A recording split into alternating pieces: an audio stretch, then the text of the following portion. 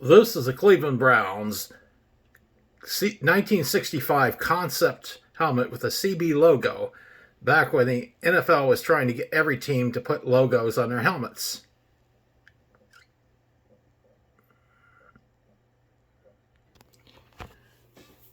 Hello, and welcome to This, That, and the Other. The Cleveland Browns helmet is the one helmet that has no logo on it whatsoever.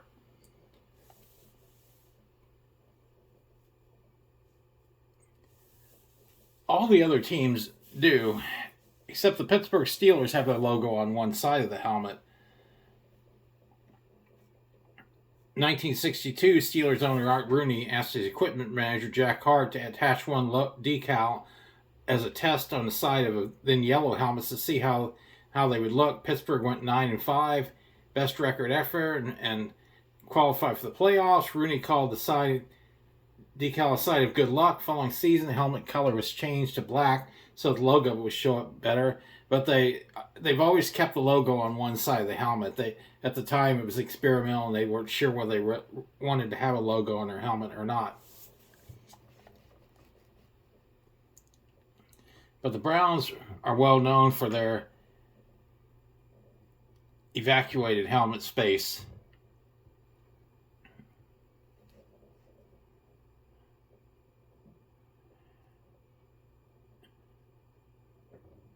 Art Modell bought the Cleveland Browns in 1961, and later on fired Jim Brown, who had been their coach since the team started in the All-American Football Conference. The Cleveland Browns won the NFL championship in 1964, 27-0 over the Baltimore Colts. Fresh off of that, the NFL approached Art Modell about Cleveland finally adding a logo to the helmets. Modell conferred with Collier, who had wanted to stamp his name on the franchise in some way and not become known as a coach who won with Paul Brown players. So in 1965, they decided to join the rest of the NFL and add a logo motif to their helmets.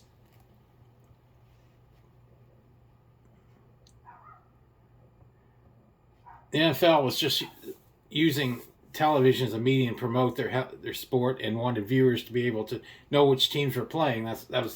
So one by one, teams put logos on their helmets. First team to put a logo was the Los Angeles Rams, and the Philadelphia Eagles, Baltimore Colts, Washington Redskins followed suit.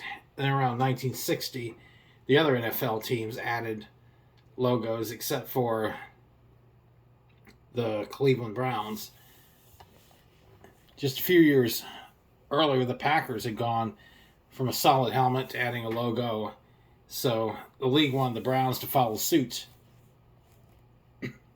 1950s Browns trainer Leo Murphy had added a decal to the side of a single helmet to gauge Coach Brown's reaction. Coach Brown quickly shot down the notion of any logo when he told Murphy that this particular team did not want to look like automobile racers on the playing field. At one point, the Cleveland Plain Dealer sponsored a logo contest with the hopes that the team would finally add some of their helmets. Thousands of entries were submitted, but nothing ever became of this idea because the club itself wasn't behind the efforts, nor even cared. But now that Paul Brown is gone, Modell commissioned artist David Boss to craft a helmet design. Boss's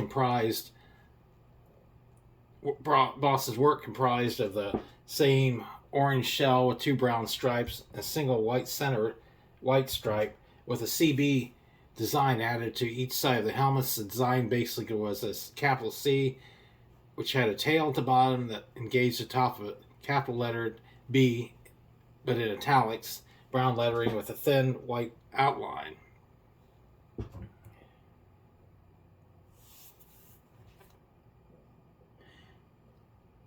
The media was not included with information that included the new CB design displayed prominently on the helmet sides.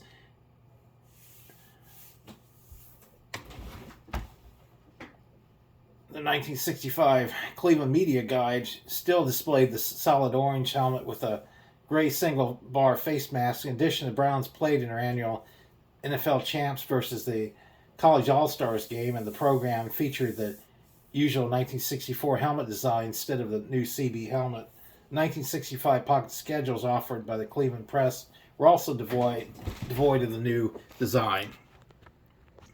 Boss was commissioned later by the NFL to prepare oil paintings for every NFL club in use of advertising and league publications. Quite a few teams used one of the paintings for the cover of their home game programs, which featured every current NFL team divided into Eastern and Western conferences. The same painting was also used in the following season, including the cover of the 1966 NFL Championship game between the Packers and Cleveland. The Browns helmet display is of the new CB logo.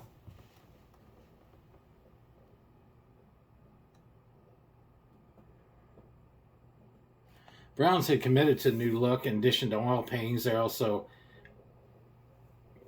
also CB renderings on lots of merchandise for children and adults, including playing cards, gumball machine mini helmets, coasters, wall plaques, electric football games, pencil sharpeners, matted print productions of Boss's artwork, and 13-inch Johnny Hero sports dolls. In addition, parents could buy their children an official Browns uniform made by McGregor for $11 at either W.T. Grant's, May department stores, or Higbee's, which included shoulder pads, jersey, pants, and a helmet complete with the new CB logo.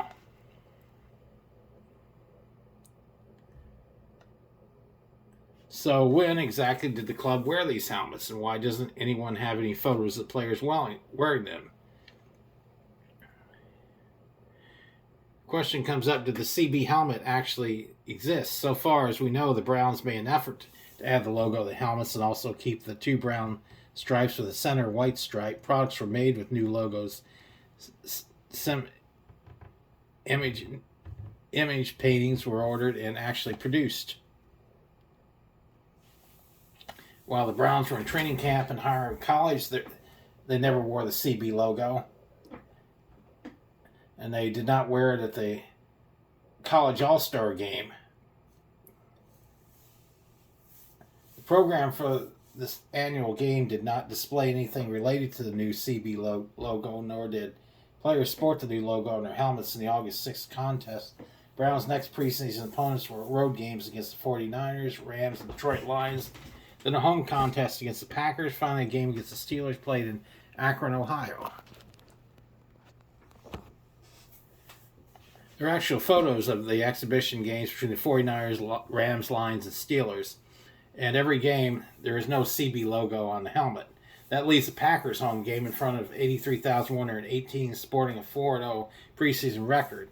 Even though this was still an exhibition game, it was the first time the home crowd was able to see their NFL champions in a game situation in anticipation of the September 19th opener in Washington against the Redskins.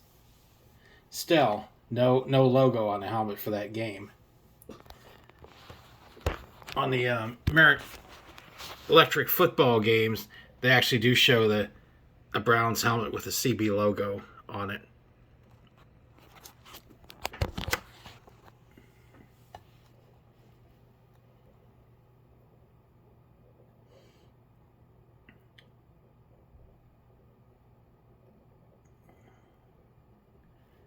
Players showed up for the 1965 training camp in high spirits, and why shouldn't they? Just 2 years earlier, the club's superlative football coach and Browns' only head coach had been fired, and the entire outlook of the franchise appeared bleak.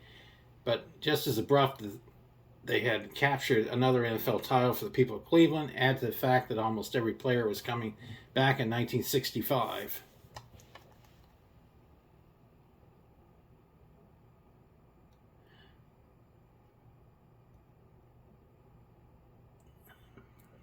And there was a picture of the Browns playing the Packers in a preseason game, and there was no CB logo on it.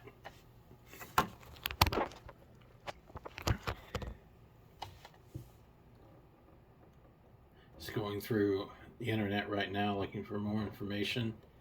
Oh, okay. December 26, 1965 pro football NFL program shows the Cleveland Browns, all the NFL helmets, and you got the Cleveland Browns CB helmet.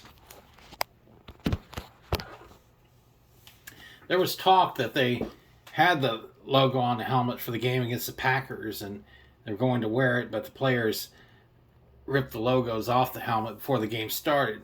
There has not been anything to prove that. Nobody has actually come forward and said that that actually ever happened. Nor has there ever been anybody's come forth and said that the Browns ever actually used that CB helmet in a game, any kind of game. And all the pictures I could find from the 1965 season, training camp photos, preseason photos, photos of home and away games show no trace whatsoever of that helmet ever being made. So there's never been any proof that that CB logo was ever worn in a game. To wrap this thing up, was there a Brown CB helmet? Yes. Was Modell set on using it as a franchise's official helmet? Yes. Would that helmet design be on helmets today? Probably would. Did the helmets ever see a practice? No. Did the helmet ever see a national game? No.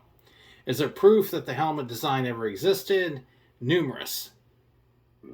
Why didn't the Browns actually use the design? The answer to that question is buried with the ones who designed and commissioned the new logo. Today you can purchase brand new mini helmets with the CB logo affixed, and also find original 1965 CB logo products on sites such as eBay and other auctions. So that's what I was able to find out on the Brown CB logo helmet. And I'll be honest with you, I don't like it either.